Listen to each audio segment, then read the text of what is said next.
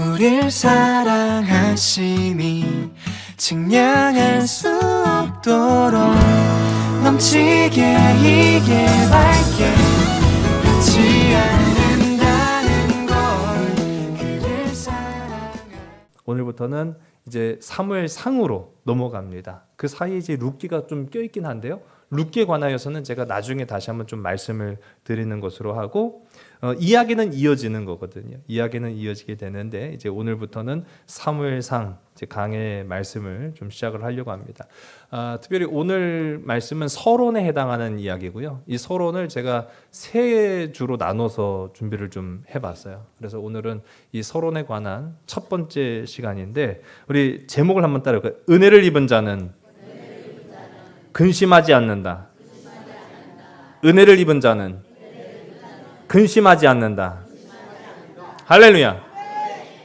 살아가면서 근심이 될 때가 참 많잖아요. 염려가 될 때도 있고 스트레스 받을 때도 있고. 그런데 근심이 될 때, 염려가 될 때, 스트레스를 받을 때 은혜를 사모하는 여러분 되시기 바랍니다. 하나님의 은혜가 임하는 자, 오늘 제목과 마찬가지로 은혜를 입은 자는 근심하지 않는다. 제가 한 말이 아니에요. 우리 나중에도 살펴보겠지만 성경에 쓰여 있는 말이에요. 은혜를 받은 자, 은혜를 입은 자는 근심하지 않습니다. 저는 그런 측면에서 이 나라 이 민족에도 또 우리가 살아가는 모든 삶의 순간순간마다도 근심하지 않기 위해서는 하나님의 은혜가 필요한데, 하나님이 어떤 분이신가 라고 했을 때 하나님은 우리를 이끄시는 분입니다. 하나님은 우리의 영원한 임금이 되시는 분입니다. 임금 또는 우리가 앞서가는 분들을 우리는 지도자라고 이야기하죠. 어느 공동체든지요, 우리 궁극적으로는 우리의 영혼까지도 이끄시는 분은 하나님이시지만, 하나님은 우리가 살아가는 인간 세상에 우리를 위해서 또는 각 작은 가정이라고 하는 공동체로부터 시작해서 크고 여러 다양한 공동체에 이르기까지 하나님은 지도자를 주십니다. 지도자는 꼭 필요합니다.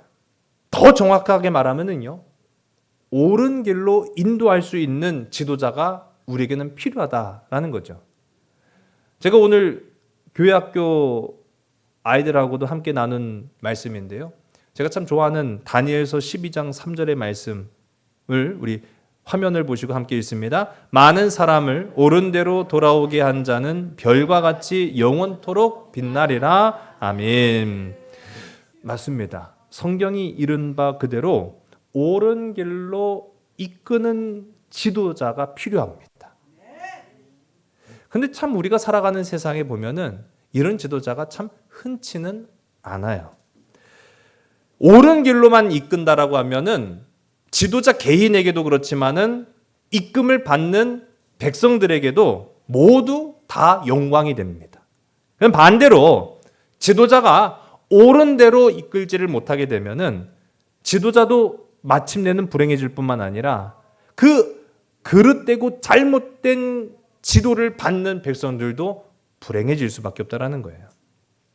다만 아니라 저와 여러분, 오늘 우리의 삶 속에 하나님께서 이 나라 이 민족 위에도 우리가 살아가는 삶의 공동체에도 지도자를 세우셨으면 그 지도자에게 영적으로나 육적으로나 또 그리고 말씀으로나 옳은 길 가게 해달라고 기도하는 저와 여러분 되기를 주의 이름으로 간절히 소원합니다. 위종자를 위한 기도는 해야만 해요. 우리가 성경을 보게 되면은 모세라고 하는 지도자를 하나님께서 세우셨어요. 그리고 이 모세는 자신이 삶을 끝내는 그 순간에 자신의 뒤를 이어서 이 이스라엘 백성들을 이끌 지도자를 지명합니다. 그가 바로 여호수아였죠. 엄밀히 말하면 하나님이 하신 일이긴 해요. 그런데 어쨌든 간에 이 여호수아를 다음 지도자로 세워서 나머지 사명을 감당하게 하셨습니다. 그런데 문제는 이 여호수아 때에는 특별히 자신의 후계자를 지명하지 않고 여호수아가 죽어버렸어요. 자, 지도자가 없는 채로 이스라엘이 가나안 땅에 머물며 살게 된 겁니다. 어떤 일이 벌어졌는지에 대해서는 우리가 지난 시간까지 사사기 말씀을 통해서 살펴봤죠. 사사 시대는 그야말로 고난의 연속이었습니다.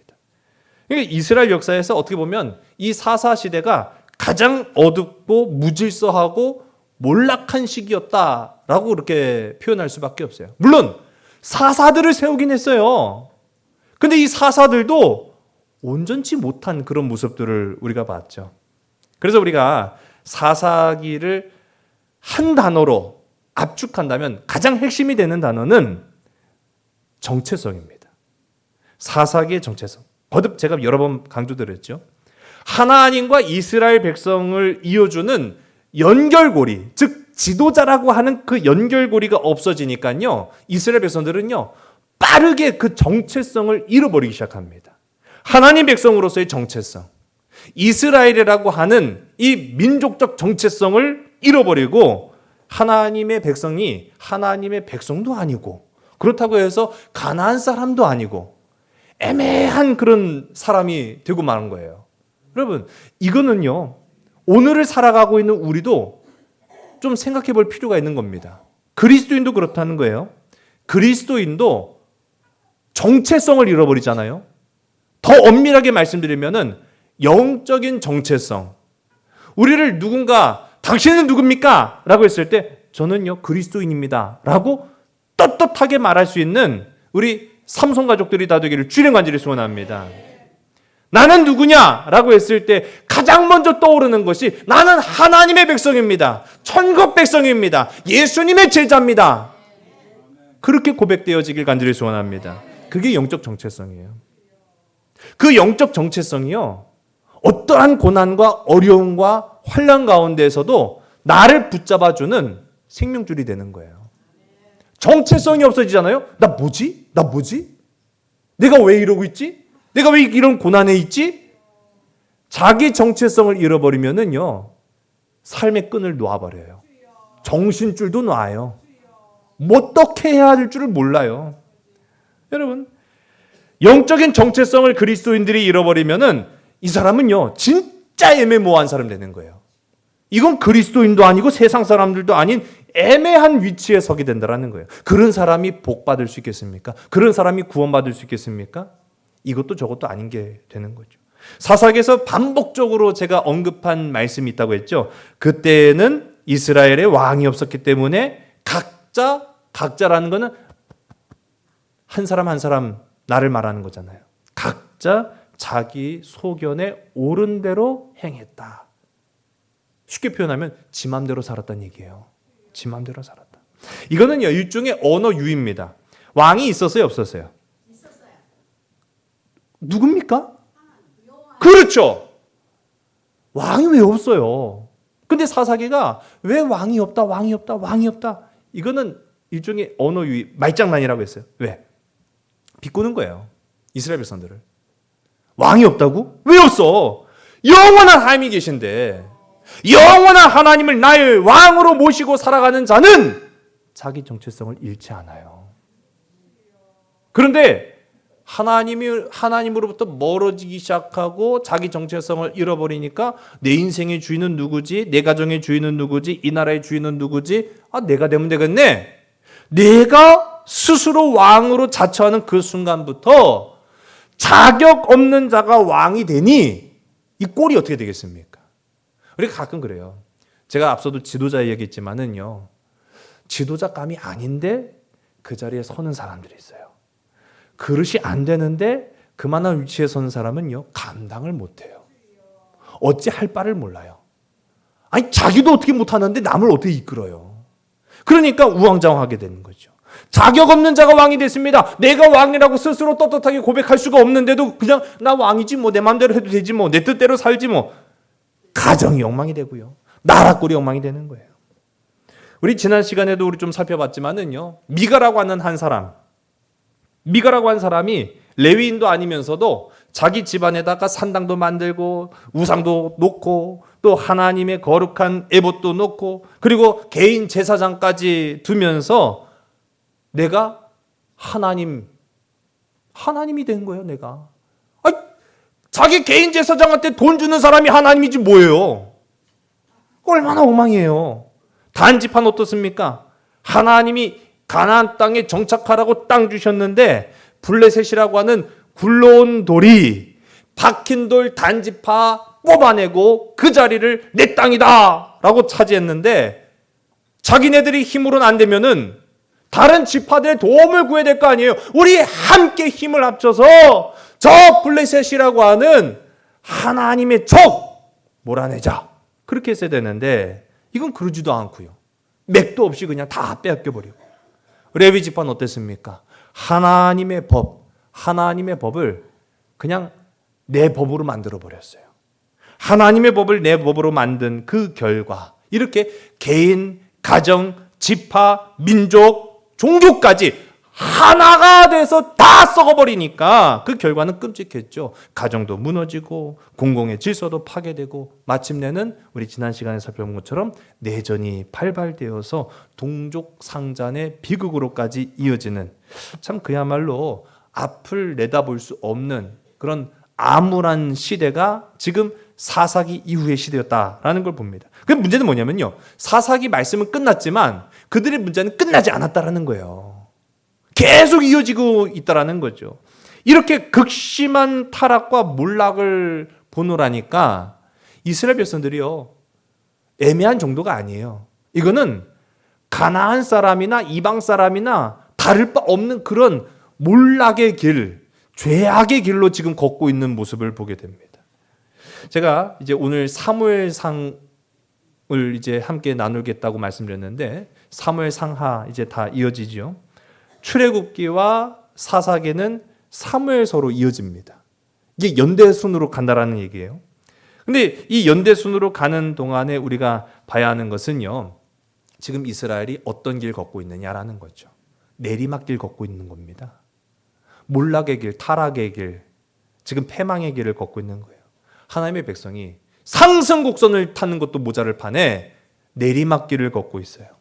그 원인을 진단을 하는 거죠. 근데 그 과정 가운데 보니까 앞서 얘기한 것처럼 가정이 무너졌어요. 종교가 무너졌어요. 공동체가 무너졌어요. 다 무너지는 그런 와중에 스스로 붕괴되는 것도 문제인데 그 안에 들어온 아까 언급됐던 굉장히 위협적인 존재가 하나 있었죠. 블레셋. 블레셋은요. 점점 더 커지고 있어요. 이스라엘은 내리막길 걷고 있는데 블레셋은 올라가고 있어요. 이건 물론 세상적인 눈으로 본 겁니다. 전에는 12지파가 똘똘 뭉쳤으면 어떻게라도 해볼 존재였는데 사사기 이후로 넘어가면은요. 어떤 현상이 나타나냐면 어떻게 해볼 수 없는 존재가 돼요. 그걸 히브리서로 표현하면 네메시스 또는 네메지스 그렇게 이제 표현을 하는데 이 네메시스라고 하는 말이 어떤 의미냐? 더 이상 이길 수 없는 적을 이야기하는 거예요. 전에는 어떻게 해볼 만한 적이었어요. 얼마든지 내쫓을 수 있는 적이었어요. 그런데 이제는 너무 커져버려가지고 우리의 힘만으로는 어쩔 수 없는, 이길 수 없는 적이 되어버렸습니다. 이런 와중에 사무엘이 시작되는 거예요. 사무엘서가 이제 시작이 된 거죠. 근데 이 이야기는요. 지금 방금도 말씀한 것처럼 지금 국가적인 차원으로 볼 때도 큰 위기인데 사무엘서는 한 개인의 이야기로 다시 시작이 됩니다. 근데 그 개인도 정말로 어떻게 보면 한 연약하고 처량한 여인의 불행한 처지로 이야기가 시작이 돼요. 더 정확히 말씀드리면은 이 불행하고 처량한 처지의 이 여인이 바로 누구냐? 바로 이스라엘의 모습이다 라는 거예요. 저는 가만히 생각해 보니까 이게 다만 이스라엘만의 문제겠습니까? 이스라엘만의 모습이겠습니까? 오늘을 살아가는 우리의 모습이기도 하겠구나라는 생각을 갖게 되는 거예요. 여러분 오늘 제가 교회학교 아이들한테 말씀은 그냥 뭐 역사책 읽듯이 동화책 읽듯이 보면 안 된다고 제가 얘기를 했어요. 말씀은 적용이에요.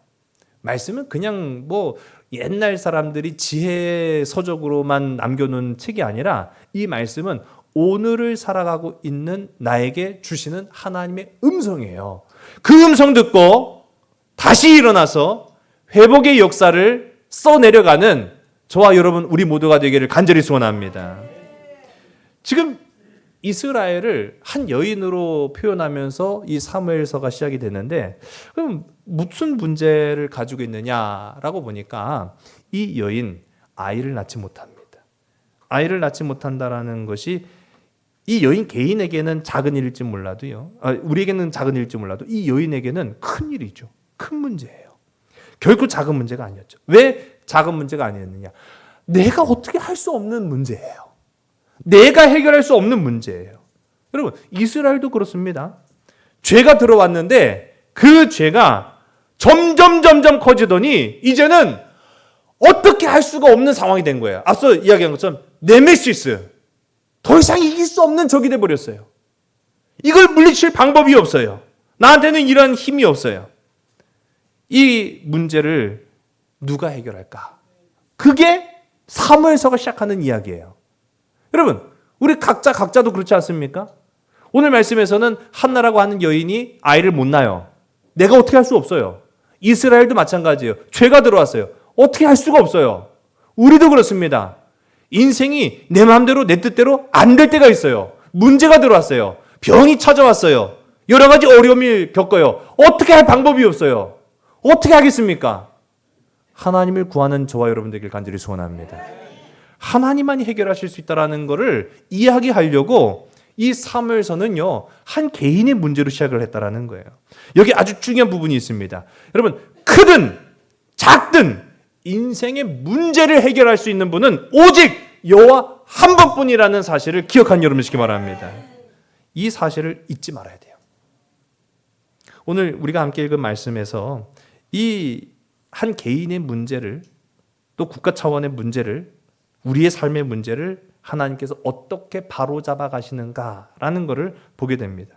오늘 우리가 함께 읽은 본문의 말씀인데요. 1절과 2절의 말씀을 우리 화면을 보시고 함께 있습니다. 에브라임 산지 라마다임 소빔에 에브라임 사람 엘가나라 하는 사람이 있었으니 그는 여로함의 아들이요 엘리우의 손자요 도우의 증손이요 숲의 현손이더라.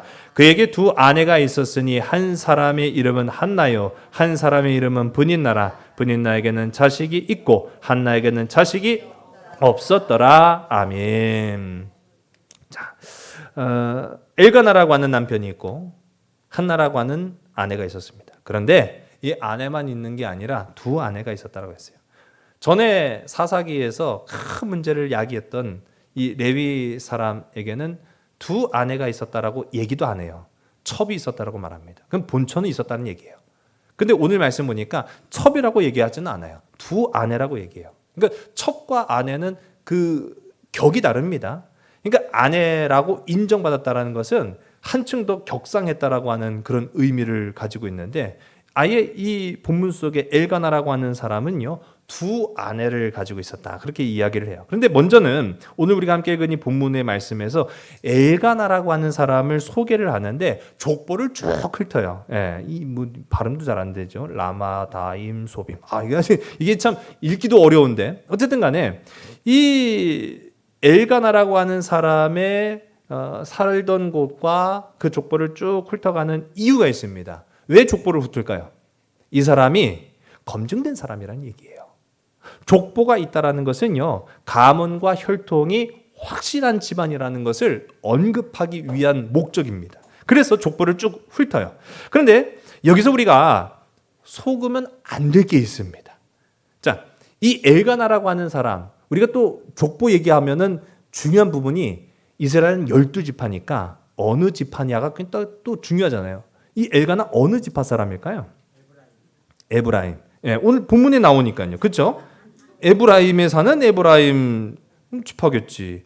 근데 이게 함정이에요. 에브라임에 산다고 해서 에브라임 지파라고 말한 적은 없어요. 에브라임에 살았던 에브라임 사람이라 그렇게 얘기했지. 그러니까 왜 여기 함정을 넣냐 그렇게 생각할 수가 있죠. 엘가나는 에브라임 사람이 아닙니다. 그 힌트를 어디서 찾을 수 있냐? 역대상 6장에 나와요. 역대상 6장 26절과 27절의 말씀을요. 우리 화면을 보시고 함께 읽습니다. 엘가나로 말하면 그의 자손은 이러하니 그의 아들은 소베요 그의 아들은 나하시요 그의 아들은 엘리압이요 그의 아들은 여로함이요 그의 아들은 엘가나니라. 아멘. 자, 역대상 6장에 다시 족보가 또 쭉 나와요. 근데 이 역대상 6장은 누구를 설명하기 위한 족보냐라고 했을 때 레위 지파를 설명하기 위한 족보예요. 그러니까 여기 언급되는 이 엘가나라고 하는 사람이 오늘 본문 속에 그 엘가나가 맞습니다. 그렇다라는 것은 비록 그가 사는 곳은 지금 에브라임이긴 하지만 그의 혈통은 레위 사람이라는 얘기예요. 레위 사람이라는 거를 일부러 오늘 우리가 함께 읽은 말씀에서는 레위 사람이라는 얘기는 안 하고 그냥 에브라임에 사는 에브라임 사람이다. 그렇게 하니까 우리가 함정에 빠지는 거죠. 자, 그러면 왜 레위 사람을 레위 사람이라고 말하지 않았느냐라고 하면은요. 우리 지난 시간에 사사기에 이스라엘 민족에 큰 파문을 던진 레위 사람 하나가 있었어요. 자신 개인의 문제를 민족의 문제로 끌고 와갖고 그냥 민족이 민족끼리 칼부리를 겨누고 마침내는 막 거의 한 지파가 전멸할 정도로까지 전쟁의 시작을 열었던 한 잘못된 그릇된 신앙을 가지고 있었던 레위 지파 사람 이야기를 우리가 함께 나눴습니다.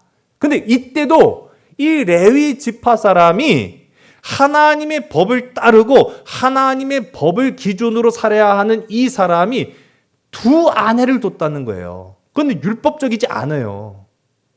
그런데 오늘 말씀에도 나오는 이 엘가나라고 한 사람이 족보도 있고 그 출신도 분명하고 그런데도 불구하고 아내가 몇이라고요? 또 둘이야. 해필면. 그러니까요. 이건 한마디로 말하면 여전히 그들의 죄악이 이어지고 있다라는 얘기를 하고 있는 거예요. 레위 지파의 타락을 말하는 거죠. 겉으로 보기에는 평범하고 멀쩡하고 신실해 보이는 사람 같은데 그도 죄인이다 라고 하는 것을 이야기하는 겁니다. 자, 그런데 이 어떻게 보면 겉으로는 신실하다고 했어요. 이 엘가나가 매년 하나님의 법궤가 있는 실로에 우리로 따지면 이제 성전에 교회에 예배를 드리러 갑니다. 예배를 드리러 갈 때 혼자 가는 게 아니라 온 가족 다 끌고 가요. 온 가족 다 끌고 간다는 거는 엘가나가 가고 그의 두 아내가 가고 또 누가 같이 따라가요? 그렇죠. 자식들까지 가는 거예요. 자식들까지. 그렇게 가는 여정길인데 참 여기서 너무 가슴 아픈 게 특히 오늘 본문 속에 나오는 이 엘가나의 또 다른 아내인 한나의 마음을 후벼파는 게 뭐냐면은요. 가긴 가는데 엘가나와 한나만 가는 게 아니라 분인나라고 한 또 다른 아내와 또 그 자녀들까지 간단 말이에요. 이게 문제예요. 이게 문제. 뭐가 문제예요? 같이 사는데 뭐 여태까지. 근데 어떤 때 그 문제가 확연하게 드러났느냐라고 하면 제물을 바칩니다. 하나님 앞에 예배는 그냥 드리러 가는 법이 없어요. 제물을 드려야 돼요. 근데 제물을 드릴 때는 각 사람에게 해당하는 제물을 바쳐야 돼요. 그러면 그 제물은 누가 준비합니까? 엘가나가 준비하는 거예요. 그 집안의 가장인 엘가나가 준비하는데 이 제물의 양이 각 사람에게 해당하다 보니까 한나는 한 사람이죠. 근데 분인나라고 하는 다른 부인과 그의 자녀들이 몇 명인지는 언급되지 않았지만 여러 명이었을 것으로 추정을 합니다. 그렇다고 한다면 5사람이면 5명분을 준비하는 거예요. 자, 이 엘가나가 한나한테는 그러면 양 1마리, 분인한테는 양 6마리. 뭐 자식이 5명이라고 했을 때. 그러면은 양의 수부터 차이가 나는 거 아니에요. 이게 사람이 안 보이면 모르겠지만 그게 눈에 뚜렷하게 보이는데 어떻게 비교가 되지 않을 수가 있습니까? 그런 부분에 있어서 이 한나가 이때만큼은 내가 자식이었구나 라는 생각에 너무너무 가슴 아픈 거예요. 자, 그런데 참 이 사랑꾼 엘가나가요. 사랑꾼입니다. 굉장히 사랑이 많은 남자예요. 그 사랑이 너무 넘쳐나니까 한 아내만 사랑한 게 아니라 두 아내를 사랑하잖아요. 듣기 좋으라고 한 말은 아니에요. 이 사랑꾼 엘가나가 한나를 위해서는 오늘 우리가 함께 읽은 본문에서도 마찬가지로 이 각 사람에게 재물을 맞춰주는 거예요. 그런데 분인나라고 하는 아내와 그 자녀들에게는 각자에 맞는 양을 줬다고 한다면 한나에게는 얼마를 줬다고요? 갑절로 줬다는 거예요. 여기에서 말하는 이 갑절이라는 것은 그 사람분에 해당하는 갑절이 아니에요. 그러니까 다시 한번 말씀드리면은 분인나가 자식까지 포함해서 뭐 쉽게 그냥 5명이라고 합시다. 그럼 양 5마리 준비하면 돼요. 그런데 엘가나에는 이 다른 자식을 못 낳는 한나한테는 2마리를 준다는 얘기가 아니라 10마리를 준다는 얘기예요. 그러니까 뭘로 보상하는 거예요? 재물로 보상하는 거예요. 네가 자녀를 못 낳지만 그래도 내가 너를 너무너무 사랑하니까 자식이 없을지언정 내가 양은 넘쳐나도록 주겠다. 그렇게 세상에 돈만한 게 어디 있어요? 아니에요? 돈으로 보상되는 거 아니에요? 뭐 요즘 보니까 그 세상적 표현으로 돈줄을 낸다. 저는 처음에 그게 혼줄을 낸다는 얘기는 들어봐서 돈줄을 낸다는 얘기 뭔 말인가 했더니 돈으로 그 사람의 마음을 위로해 준다는 그런 격한 표현이기도 하더라고요. 저는 그런 돈줄 좀 맞았으면 좋겠어요. 아니에요? 아니 돈이면 다 아닙니까? 저 같았으면은 5마리도 과분한데 자식도 없는 나한테 분인 나의 갑절인 10마리를 준다? 땡큐죠. 그런데 이게 한나의 마음을 더 비참하게 만든 거예요. 보세요. 엘가나 입장에서는 한나를 위해서라고 한 행동이지만 한나 입장에서는요. 이게 너는 그래. 자식을 못 낳으니까 이걸로 대신하자. 그렇게밖에 이해가 되지 않는 거죠. 절망스러운 겁니다. 여기에 더해서 이제 이 상황에 어떻게 보면 불난짐에 부채질하는 격이죠. 그걸 누가 자처하고 나선 겁니까? 또 다른 아내인 분인나가 자처를 한 거예요. 이 분인나라고 하는 여자도 어떻게 보면 보통은 아닌 것 같아요. 오늘 우리가 함께 읽은 말씀 6절과 7절을 보면은 격분이라는 단어가 등장합니다. 격분. 히브리어로는 카스라고 표현을 하는데 누가 격분을 했을까요? 분인나가 격분했다는 거예요. 이게 우리가 한글 성경이 좀 이게 오해를 할 수도 있는데 히브리어로 보면은 이게 정확하게 누가 격분했는가? 분인나가 격분했다라는 걸 알 수가 있습니다. 아니 보세요. 자식 없는 사람이 이 상황에서 억울하니까 더 화를 내야 거 아니에요? 그런데 오히려 자식 있는 분인나가 한나한테 그냥 화를 낸 것도 아니고 격분이라는 단어를 써요. 격분. 왜 격분했을까? 왜 격분했을까? 당연하죠. 나는 자식이 있는데 자식 없는 한나는 나보다 갑절에 해당하는 재물로 보상을 받았다라는 거예요. 여기 이 카스라고 제가 말씀드렸어요. 격분이라는 단어가 굉장히 흥미롭습니다. 이 격분은요. 화면에서 보시는 것처럼 야! 그 정도가 아니에요. 단순히 화를 내는 정도가 아니라 상대방의 마음을 뒤흔들어서 감정적인 상태로 만드는 것을 카스라고 부르는 거예요. 그러니까 이 분인나는요. 한나의 약점을 알아요. 한나의 약점이 뭐예요? 자식 없는 거 아니에요. 자식 없는 것을 너무나 잘 알고 그걸 의도적으로 건드리고 반복해서 자극했다라고 할 때 그걸 격분이라고 말하는 거예요. 가만히 있어도요. 계속 건드리면은 승질나기 마련이잖아요. 근데 오늘 말씀 보세요. 2번이나 6절과 7절 2번에 걸쳐서 이 분인나라고 하는 또 다른 아내가 자식 없이 슬퍼하고 애통해하는 이 한나에게 의도적으로 다가가서 약점을 건드리고 반복해서 자극을 하는 거예요. 뭐 예를 들면 그런 겁니다. 야, 애도 없는 게 너 나랑 똑같은 대접이다 받으려고 한 말이야. 이 양심이 있어. 없는 거. 저리 비켜! 막 그런 상황이 이제 되는 거예요. 뭐 이제 아침 드라마 보면 그런 나오잖아요. 예. 이게 굉장히 누구도 참을 수 없는 그런 상황 아닙니까? 근데 이걸 매년 겪는다라고 한번 생각해 보세요. 매년. 이런 상황이 한나 입장에서는요. 굉장히 슬플 수밖에 없어요. 자, 그래서 실로 하나님의 전에 왜 갑니까? 예배 드리러 가요. 그리고 서원하고 기도하고 하나님의 말씀을 듣고 축복받으려고 하는 거예요. 우리가 교회 가는 거랑 똑같은 거죠. 여러분, 교회 올 때 어떤 심정으로 오십니까? 교회 올 때 슬프고 불행하고 염려가 되고, 차라리 낫겠는데 화나고 승질나고 짜증나고 그래서 오십니까? 그러면 안 되겠죠. 네. 우리 비록 그럴 수 있어요. 아예 뭐 어쨌든 간에 뭐 교회 오는 것도 어떤 분들은 전쟁이라고 하는데, 전쟁과 같은 그런 과정을 치르고 교회에 왔을지라도 돌아갈 때는요, 행복한 자로 돌아가길 간절히 소원합니다. 싸움을 일으키는 자가 아니라 평화를 만드는 자로 돌아가시길 주님 간절히 소원합니다. 우리의 가정을 평화롭게 하기 위해서, 우리가 서 있는 삶의 자리를 기쁘게 하기 위해서 예배드리는 사명자들이 되길 주님 간절히 소원합니다. 아니, 교회 올 때 우리가 사실은 그래도 축복받아야지, 하나님 은혜를 사모해야지, 하나님이 나를 축복하신다, 사랑하신다. 아니, 얼마나 행복해요. 그런데 보세요, 한나가 기쁜 마음으로 지금 예배드리러 갈 수 있겠어요? 옆에서 그 분인나라고 하는 이 다른 아내가, 야 인마 애도 없는 게 무슨 양이나 그냥 막 갖다 바치고 말이야. 그러고 있는데 짜증 안 날까요? 화가 안 날까요? 실망스럽지 않을까요? 슬프지 않겠어요? 참 더없이 끔찍한 일이지 않겠습니까? 교회를 가는 게 끔찍하다 그러면 누가 기쁜 마음으로 가겠어요? 근데 오늘 말씀 보니까요, 얼마나 이 한나가 슬펐으면은 가기는 가는데 그 슬픔 때문에 먹지도 못했다, 그렇게 이야기하고 있어요. 근데 참 이 남편 엘가나, 사랑도 많고 돈도 많은데 눈치는 더럽게 없어요.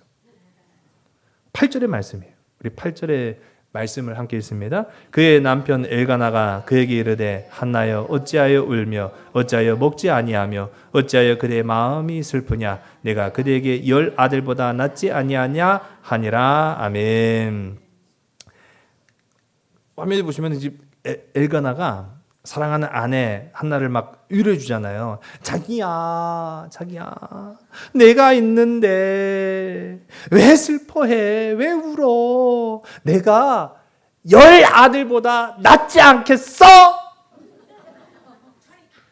에이, 참 우리가 이럴 때 하는 전문 용어 있죠? 지랄하고 자빠졌네.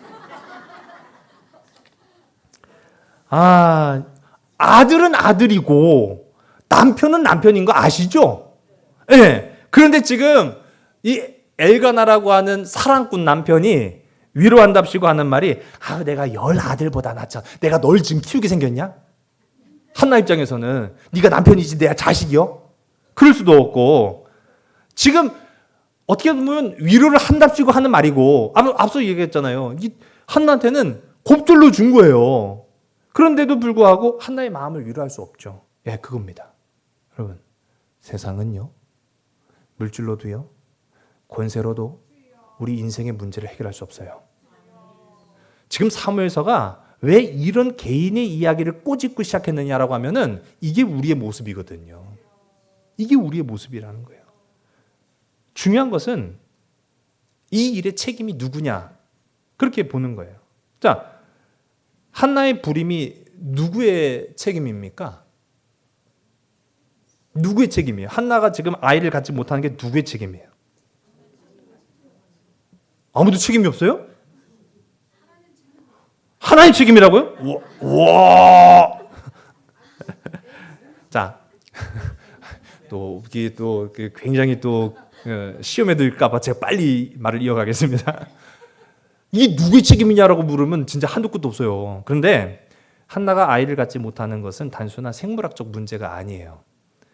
오늘 우리가 함께 읽은 말씀 5절을 보게 되면 여호와께서 그에게 임신하지 못하게 하셨다라고 분명히 언급하고 있어요. 그렇다고 해서 하나님 책임이에요 라고 하면 이것도 이상하죠.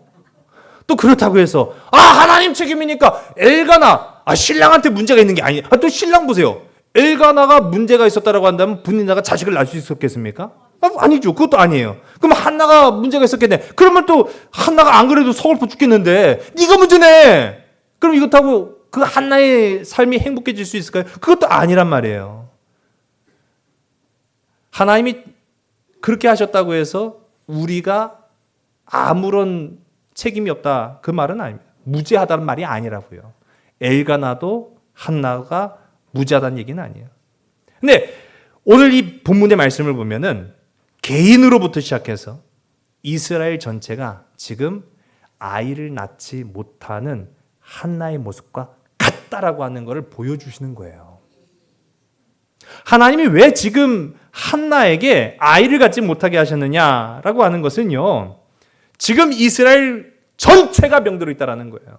이스라엘 전체가 병들어 있기 때문에 모두가 죄인이라는 거예요. 자, 우리 여기서 한 걸음 더 나가겠습니다. 하나님이 책임이시네요 라고 할 게 아니라 중요한 것은 하나님께서 한나의 태를 닫으셨다라고 하는 것은 반대로 누구만이 이 태를 여실 수 있다는 얘기예요? 그렇죠. 이걸 우리가 봐야 돼요. 하나님께서 닫으셨다는 얘기는 하나님만이 이 태를 여실 수 있다는 걸 우리가 알아야 되는 거예요. 사사기에서 이스라엘 백성들은요, 자기 문제를 해결하려고 백방으로 노력을 했어요. 애를 썼어요. 수를 썼어요. 방법을 고안해냈어요. 그런데 그 방법을 고안해내는 것마다 문제가 됐어요. 문제가 될 뿐만 아니라 피해가 되기도 했죠. 오늘 우리가 함께 읽은 말씀 엘가나, 이 남편 엘가나도 마찬가지. 한나를 사랑했지만 갑절의 제물로 그 애를 위로하려고 했지만 그 한나의 문제를 해결해 주진 못했다라는 거예요. 여러분, 우리도 그렇습니다. 우리는 그동안 나의 삶에서 나를 향하신 하나님의 도움의 손길을 외면하며 살아왔어요. 하나님의 도움을 아예 구하지도 않았어요. 왜 한 거였어요? 할만하니까, 살만하니까, 해볼만하니까 라고 생각하니까 굳이 뭐 하나님 앞에 간절하게 기도할 필요가 있을까? 굳이 하나님 앞에 기도할 이유가 있을까? 그렇게 우리가 살아왔다고요. 여러분, 이 문제로부터 자유할 수 있는 사람은 없습니다. 하나님의 은혜를 대신할 것으로 채우면 되지, 그렇게 생각했어요. 하나님의 은혜를 대신할 게 무엇이었습니까? 물질이라고 생각했고요, 건강이라고 생각했고요, 인간관계라고 생각했고요, 권세라고 생각했어요. 권세로 하나님 은혜를 대신하려고 했고, 물질로 하나님의 은혜를 대신하려고 했고, 그러다가 더 큰 문제, 네메시스, 어떻게 해볼 수 없는 상태에 이르러서 어떡하죠 하나님, 어떡하죠 하나님, 그러고 있는 거예요. 여러분, 죄 짓는 게요 다른 게 아닙니다. 죄 짓는 게요 뭐 세상에 나가고 막 방탕한 삶을 살아가는 것만이 죄 짓는 게 아니라, 죄 짓는 건요 하나님의 도우심의 손길을 뿌리치는 것도 죄예요. 하나님 앞에 도와달라고 고백하지 않는 것도 죄예요. 기도하지 않는 죄를 범치 않게 하옵소서라고 했던 그 고백처럼 오늘 저와 여러분의 삶 속에도 기도하는 것만이 살 길이라는 고백이 이루어지길 간절히 소원합니다. 우리 기도할 때 신락 같은 한 줄기 빛을 발견하게 되는 거예요. 그것이 바로 예수 그리스도이십니다. 문제는 해결되지 않고 옆에 있는 분이 나는 나에게 격분하게 만드는 카스, 그 격분하게 만들고, 뭐 사랑한다고는 하지만은 남편 엘가나는 오늘 본문에 나오잖아요. 헛소리만 해대고 있고, 이 슬피 울고 금식할지언정 한나의 문제는 해결되지 않아요. 근데 아주 중요한 부분입니다. 이제 마지막입니다. 굉장히 중요한 부분이에요. 이렇게 인생의 문제가 해결되지 않는 한나이지만 이 한나가요 어디를 향해 가고 있다는 거예요? 실로, 하나님의 전으로 가고 있다는 얘기예요. 여러분, 한나는요 막연하게나마 그래도 알았어요. 문제 해결은 하나님께서 하실 수 있다. 문제의 해답 또한 하나님께서 주실 수 있다. 여러분 생각해보세요. 갈 때마다 분이 나가, 야 너는 뭐 애도 안 낳는 게 무슨, 애도 못 낳는 게 무슨, 맨날 양만 그냥 10배 나가지고 가면 뭐 하나님 다 들으실 줄 알아? 이거 참 지 주제도 모르는 게 맨날 그런 소리 들으면서 그 가고 싶겠어요? 아마 엘가나한테 그랬을 거예요. 여보, 올해는 그냥 당신하고 분인 나만 가. 얼마든지 그럴 수 있잖아요. 근데 보세요, 가요. 간다고요. 그 모욕을 당하면서도 하나님 전으로 가고 있는 이 한나의 모습을 보시기 바랍니다. 우리 다시 한번 오늘 말씀의 제목인데 한번 따라볼까요? 은혜를 입은 자는 근심하지 않는다. 여러분, 여러분의 이야기라고 생각하고 다시 한번 고백해 보겠습니다. 은혜를 입은 자는 근심하지 않는다. 이걸 좀 바꾸겠습니다. 은혜를 입은 나는 근심하지 않는다. 할렐루야. 여러분, 은혜를 입으시기 바랍니다. 내 지금 주어진 상황과 환경이 열악하고 정말로 절망적이고 소망이 없고 낙심될지언정 한나처럼 하나님의 전으로 나아가시기 바랍니다. 사사기 이스라엘은 자신을 격분시키는 문제를 만나면 어떻게 해결하려고 했어요? 칼을 들었단 말이에요. 칼을 들었어요. 이거 하나님의 방식이 아니었잖아요. 그러나 한나를 보세요. 자신을 격분시키는 문제를 마주했을 때 하나님 앞에 갔어요. 무릎을 꿇었어요. 칼로 해결하려고 한 것이 아니라 기도로 해결하려고 한 거예요. 그 기도의 결과로 사무엘을 낳습니다. 복수는 고난을 바꿀 수 없지만 기도는 저와 여러분의 삶을 기쁨으로 변화시키는 줄 믿으시기 바랍니다. 제가 참 좋아하는 말씀 구절 중에 하나예요. 시편 126편 5절과 6절의 말씀을요, 우리 화면을 보시고 함께 읽습니다. 눈물을 흘리며 씨를 뿌리는 자는 기쁨으로 거두리로다. 울며 씨를 뿌리러 나가는 자는 반드시 기쁨으로 그 곡식단을 가지고 돌아오리로다. 아멘. 여러분, 울면서 씨를 뿌린다라는 말은요, 인생의 슬픔과 아픔 속에서도 맡겨진 사명을 감당하겠다라는 그런 말이에요. 우리의 사명은 단순히 직장과 일터만에 있는 것이 아닙니다. 내게 주신 생명에도 있어요. 가정에도 있어요. 삶에 있어요. 그게 내게 주어진 사명이라는 거예요. 여러분, 하나님께 삶을 맡기는 자, 문제 앞에서도 하나님 앞에 나아가는 자, 그 사람은요 한나처럼 해결받게 되는 줄 믿으시기 바랍니다. 반드시 기쁨으로 거두게 하시는 은혜를 사모하게 되는 줄 믿으시기 바랍니다. 여러분, 이제 한 주를 살아갈 때 그 은혜로 살아가는 복된 저와 여러분 우리 모두가 되기를 주의 이름으로 간절히 축복합니다. 세상